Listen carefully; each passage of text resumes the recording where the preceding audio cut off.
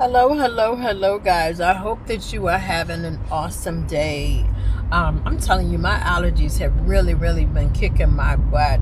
Here in the DMV, we've been hitting, or we're about to hit a streak of record temperatures. The highest recorded temperatures ever, I guess, with metal instruments, whatever that means. I guess the tools they use to measure the heat is going to be off the chains for the next few days, and it is already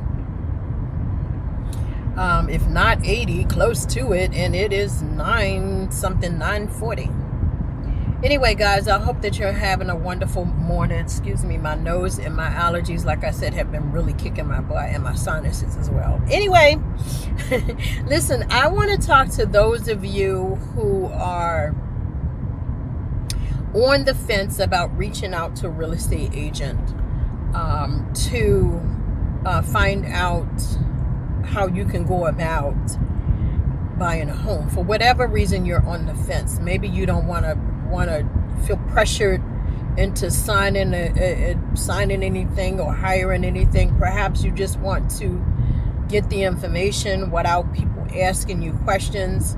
Perhaps you are afraid of the interest rates. Listen, whatever your reason, the first step is having a consultation.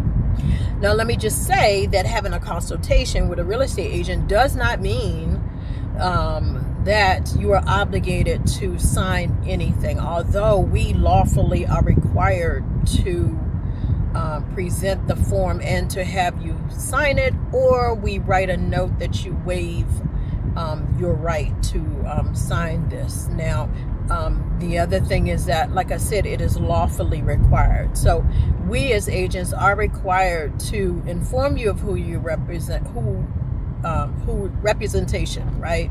Who represents who in the transaction. We're required to disclose that to you lawfully. And then also, when you hire an agent, they are required to do the exclusive buyer agreement. Now, let me just say that again, when you have your consultation, that's what you can say up front. Listen, this is just a consultation.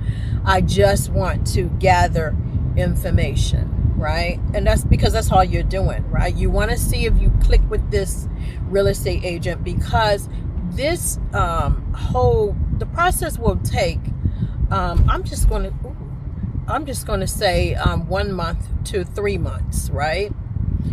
Depending on how your finances are, your credit, whether or not you're ready to go. The point is going to be at least 3 months, right? At least 3 months and that's from start to finish, close the deal, right? Getting to settlement typically takes 45 days, but you got to find the house. You guys got to communicate and understand what you're looking for. You got to go out and find the house. So I think I remember he said that. The point is, it's going to take, and so you are in a business relationship, right? Once you hire a real estate agent, you are in a business. I'm sorry, guys, my face is just an itch in my nose, my eyes. You are in a business relationship once you sign that exclusive buyer agreement, right? And again, it is lawfully required for us to get that if you choose to hire us, right? Now, if you really meet with the real estate agent and the vibes are not right, then just like a real estate agent has the right to not accept you as a client, you have a right to not accept that real estate agent as your real estate agent, right? Sometimes people get frustrated with real estate agents. They're not happy with the job they're doing. But like I said, it's a business relationship, and business, any type of relationship requires communication, first of all, right? It requires communication. And I'm not saying that that's the only thing that could be wrong, but I'm saying that's the first step, right? So again, if you're on the fence about whether or not you want to move forward, gather the information, right? So that you can make an informed decision about which real estate agent you want to hire. You can make an informed decision about what do I need to do to get my ducks in a row to be able to accomplish this goal of hiring a real estate agent, right? So the first step, again, is to find out, gather information. Don't just gather it. She just cut me off. Don't just gather it on the internet, right? Meet with the real estate agent so that they can connect with or refer you to, or they need to suggest more than one loan officer to you, so that you guys can find out what your rate might be, find out what your buying power is, and they can tell you about the process, right? Their process as well, right? Just like there's a home buying process, we real estate agents, we are independent contractors, and we manage our businesses differently, right? One person, I'm gonna have to put some air in that tire. Now what was I saying? Yeah, we manage our businesses differently, right? Because we are independent contractors, right? So you want to have this consultation, free no obligation consultation with the real estate agent, so you can find out what their process is. You can find out what the home buying process is. You guys can find out your buying power, or they can connect you to someone who will give you the buying power, right? But the bottom line is, you don't have to hire that agent to have a free consultation, right? If this is something that you want to do, then move forward. The best way to move forward, so you're not always going to open houses and then looking at houses online and dreaming about it. You want to be empowered. What do I need to do to make this happen? You know, what steps should I take to make this happen, right? Because for some of you, you may be ready to go right now. And for others of you, it may take longer, right? It may be a longer process, and that's fine. Because once you know what you require, like for example, if your credit is not up to par, right?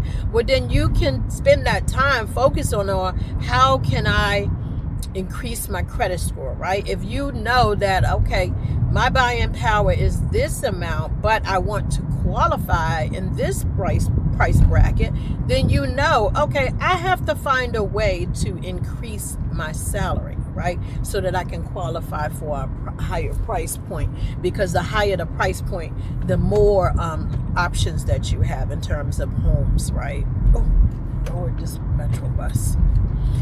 So anyway, you want to, so the first step, like I said, is to have a consultation, so that you guys can lay all the information out.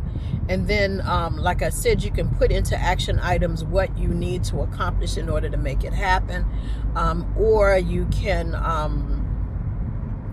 have a goal and make a goal, set a goal in terms of your price point and how you want to get there. Now, let me just say something, because for some of you, you're like, oh, the interest rates is so high, or you've heard that the interest rates are high, and so you're afraid, right? But let me just say that the interest rates are actually normal. They're normalizing, right? The interest rates were really, really low at that time, because remember, we were just coming out of COVID. Nobody was buying anything. Nobody was selling anything. Nobody was working. Well, I shouldn't say nobody was working, but a lot of people were unemployed. Like, there was a lot a lot happening during the quarantine that stopped society, right? It stopped the economical system whatever. So we needed to find a way, they needed to find a way to, get people to buy again. So a lot of businesses were reopening. They were having all of these unheard of specials and deals, and the interest rate was no different. They wanted to jumpstart the interest, jumpstart the economy by lowering the interest rate and getting you guys to buy more, so that the interest rate can continue to boom. And that's exactly what happened. Then the interest rates started to rise because the economy was getting back on track, right? So don't be afraid of the interest rates. They are normal, and also the interest rates will be different for everyone. Of course, we know that, but at the same time, I don't want you to be afraid of the interest rates. I want you to not let any obstacles stop you from reaching your goals. All right, guys, I hope that was helpful. Have a wonderful day.